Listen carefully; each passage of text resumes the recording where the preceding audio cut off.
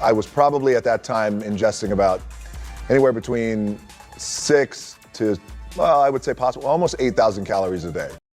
The Rock in no way, shape, or form eats on average 6 to 8,000 calories a day. If he actually ate those kind of calories, 6 to 8,000 a day, he would be 100 pounds overweight. The Rock is the fakest celebrity in Hollywood. He was once untouchable, the people's champion, a Hollywood king who could sell out arenas, headline billion-dollar movies, and convince 390 million people to follow his every move online. But today, The Rock is bleeding fans at a shocking rate. In just a few months, millions have walked away. His Maui fundraiser with Oprah sparked outrage. Black Adam, the movie he bet his career on, collapsed at the box office. Online sleuths tore apart his carefully crafted Instagram persona, exposing staged first-time burger runs and questionable gym videos. And the whispers grew louder. Is The Rock really the hardest worker in the room? Or just the fakest celebrity in Hollywood? For decades, Dwayne Johnson built a myth bigger than life itself. But now, that myth is crumbling in real time. How did the world's most beloved superstar go from the ultimate fan favorite to a man so many no longer trust? This is the rise and the fall of The Rock.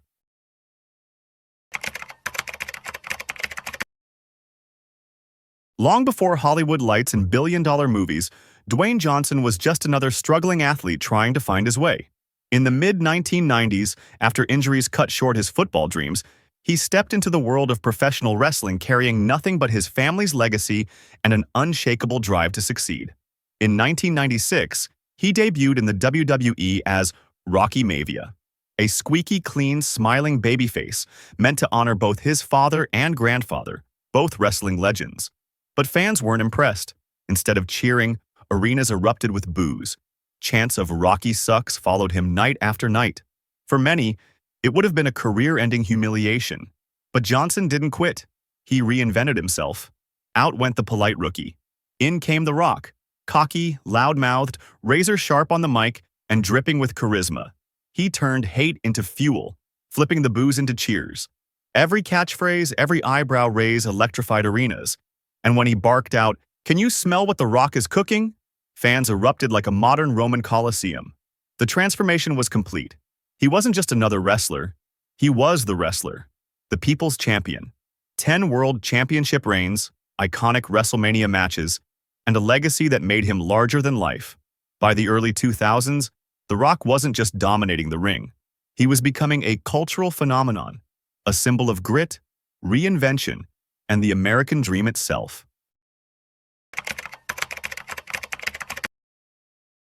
By the early 2000s, The Rock had already conquered the squared circle.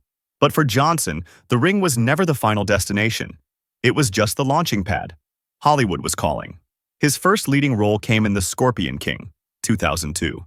Critics weren't kind, dismissing him as just a wrestler in costume. For a while, it seemed like The Rock would be another athlete-turned-actor who couldn't break free from typecasting. Movies like The Rundown and Walking Tall did modestly at the box office, but they didn't silence the doubts. Then came Fast 5 in 2011. Johnson exploded onto the screen as Luke Hobbs, a relentless government agent with muscles of stone and a no-nonsense attitude.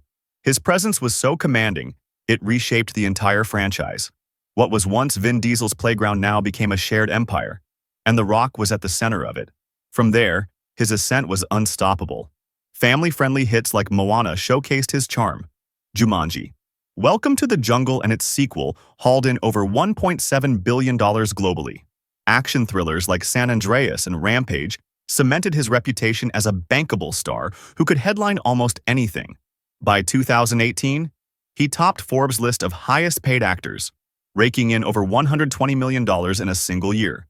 Brands clamored to work with him. Under Armour launched a special line around his name. His tequila, ZOA energy drinks, and motivational Instagram posts turned him into a walking empire. Online, he wasn't just popular, he was untouchable. With nearly 400 million followers, every workout video, every cheat meal photo, every heartwarming story of generosity went viral. At one point, serious conversations emerged about The Rock potentially running for president of the United States. That wasn't just stardom. That was myth-making on a global scale. He was no longer just The Rock. He was Dwayne Johnson, the most beloved entertainer on earth. But the higher the pedestal, the harder the fall. And soon, the cracks would begin to show.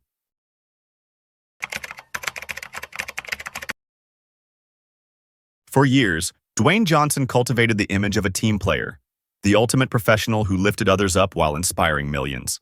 But in 2016, that image took its first serious hit. During the filming of The Fate of the Furious, Johnson shocked fans with an Instagram post that didn't sound like the people's champ at all.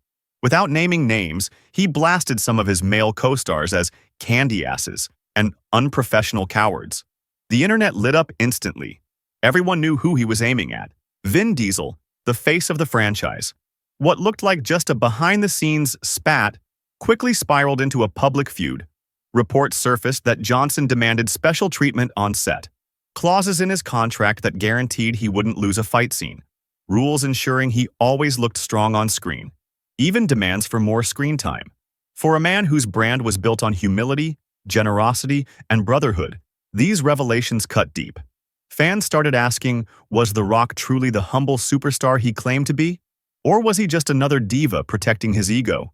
Vin Diesel responded more quietly, framing Johnson as family, and insisting that the franchise had always been built on loyalty and respect. But the damage was done. The public wasn't used to seeing The Rock in this light, angry, prideful, and willing to air dirty laundry in front of millions. Social media had a field day. Memes exploded, fans debated fiercely, and Hollywood insiders whispered about on-set tensions so severe that Johnson and Diesel had to film their scenes separately. For the first time in his career, The Rock's perfect people's champ persona showed cracks. The feud was more than gossip. It was a turning point. The man who once electrified fans with unity and charisma was now seen as someone who might let his pride come before the team. And once doubt entered the picture, it never fully left.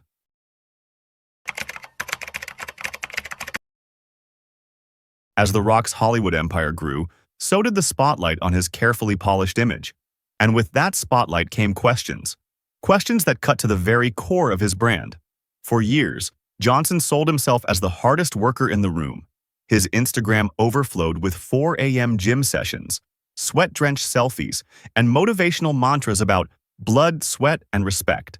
He often bragged about eating 6,000 to 8,000 calories a day just to maintain his massive physique. I was probably at that time ingesting about anywhere between 6 to, well, I would say possible, almost 8,000 calories a day. Fans marveled. Fitness experts, however, shook their heads. Greg Doucette, a well-known coach, went viral calling it out. No way someone stays that lean on 8,000 calories. He'd be 100 pounds heavier. The Rock in no way, shape, or form eats on average 6,000 to 8,000 calories a day. The truth, Doucette argued, was closer to 3,000 calories, a normal diet repackaged as a superhuman fantasy. Even his gym clips came under fire. Analysts broke down supposedly raw training footage and pointed out that the weights were lighter than advertised. His grimaces of pain and exhaustion, more performance than reality. And then there was the In-N-Out Burger saga. Between 2017 and 2023, The Rock posted not once, not twice, but 3 times claiming it was his first ever visit to the fast food chain. Each time he acted amazed at the menu, played up the moment, and patted himself on the back for leaving a huge tip. Fans didn't buy it. Internet sleuths quickly dug up his old posts, exposing the recycled narrative. Popular YouTuber Penguin Zero even mocked him in a video with millions of views, joking that The Rock wasn't discovering burgers. He was forgetting his own PR script. These might seem like small lies. A burger run, a calorie count, an exaggerated workout. But together they painted a bigger picture. That the authenticity fans once trusted was slipping. Was The Rock truly the embodiment of grind and discipline? Or just another brand carefully managed for likes and headlines? By the time whispers of steroid use resurfaced, the doubts had solidified. At 50, Johnson's physique looked even more sculpted than it did in his 30s. Joe Rogan and strongman Eddie Hall openly speculated about testosterone replacement therapy or even heavier substances. Rogan said bluntly, "No way. You don't get muscles like that with just TRT." Suddenly, the people's champ didn't look like a hero anymore. He looked like a billboard with biceps, a man selling an image, not the truth.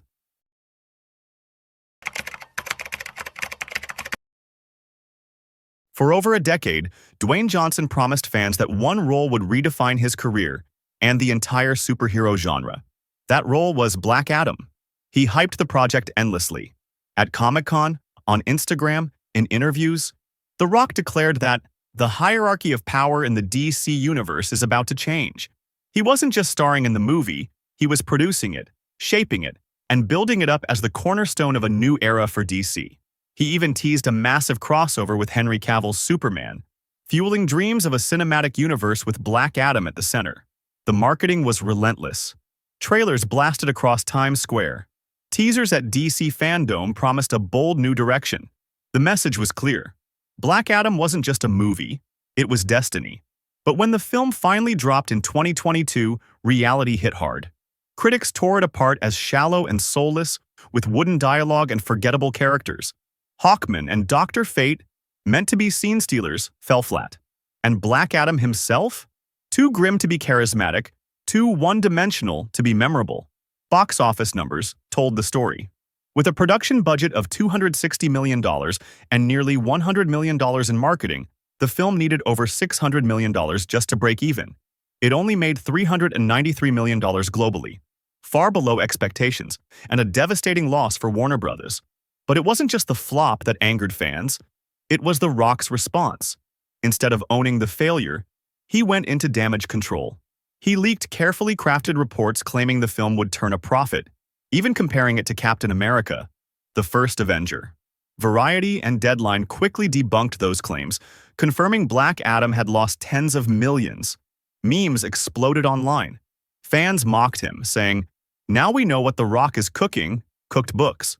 What was supposed to be his crowning moment turned into a punchline. For years, Johnson's image had been built on authenticity, hard work, and transparency. But with Black Adam, he looked arrogant, defensive, and unwilling to face the truth. The people's champ was gone, replaced by a Hollywood star desperate to protect his ego at any cost. And the cracks in his legacy weren't just visible now. They were wide open.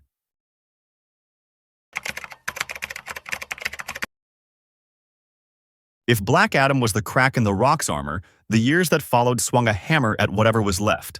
And most of the damage wasn't caused by movies, it came from The Rock himself.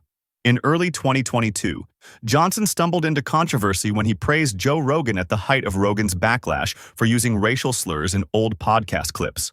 On Instagram, The Rock called Rogan a great friend and told him, "Awesome job, brother." The internet erupted.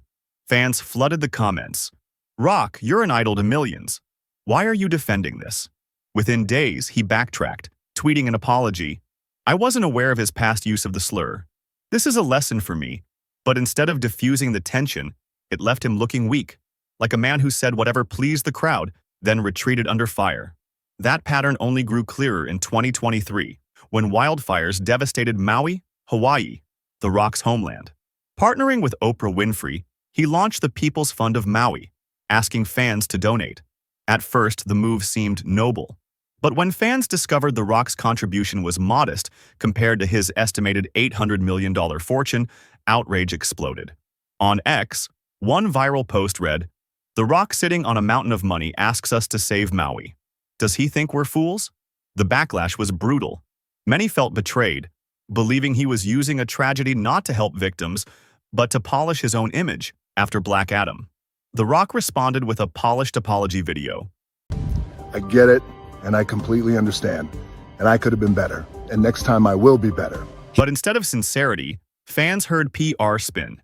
Comments poured in calling it hollow, robotic, even a bad commercial.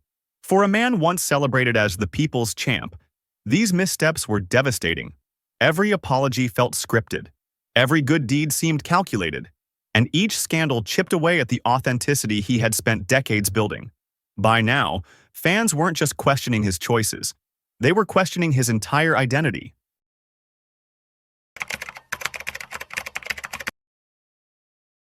By 2024, the cracks in The Rock's empire had become impossible to ignore.